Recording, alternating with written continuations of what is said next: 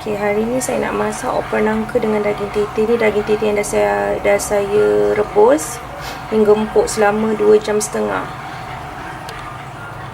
Di sini ada bawang besar, serai, buah keras, halia, kunyit hidup, bawang putih dan juga lengkuas. Ini semua kita perlu goreng dahulu, lepas tu kisar halus. Kita panaskan minyak, kita gorengkan bahan-bahan ni semua. Sekejap saja, lepas tu kisar. Okay, ni bahan yang saya dah goreng tadi yang nak dikisar halus.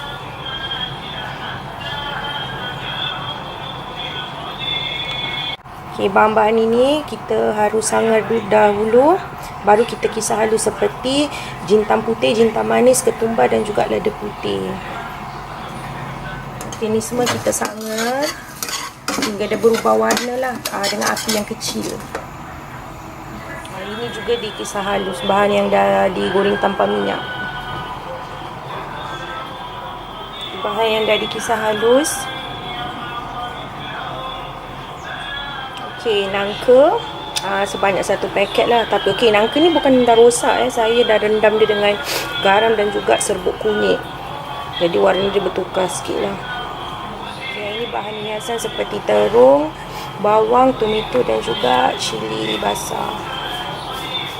Saya gunakan santan kara sebanyak 200 ml. Kat sini saya gunakan daun limau dan juga daun kunyit. Okey, di sini ada garam, cili powder dan juga gerisik. Okey, kita panaskan minyak, tumis bahan kisar hingga garing.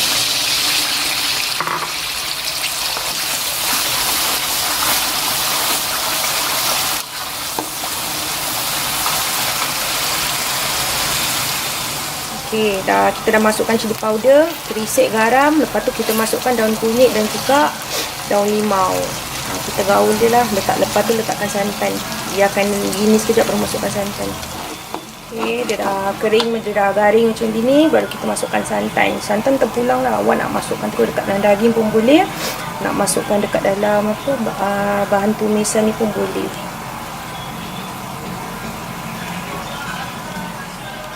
Okay, kita masukkan santan. Gaulkan sekejap. Lepas tu nanti kita alihkan dekat tempat rebusan daging. Ini namanya tumis darat. Okay, sekarang kita masukkan nangka dalam air daging. Okay. So, sekarang kita dah boleh alihkan lah bahan tumisan dekat ni dalam rebusan daging. Tidak sebati semua, baru kita masukkan bahan-bahan yang lain. Okey, sekarang kita dah boleh masukkan ni terung. Jadi dia lembut sikit. Nanti dah matikan api semua, baru kita masukkan bahan hiasan lah. Okey, dah selesai. Kita baru tak masukkan bahan hiasan lah. Jadi dia tak benyek kan.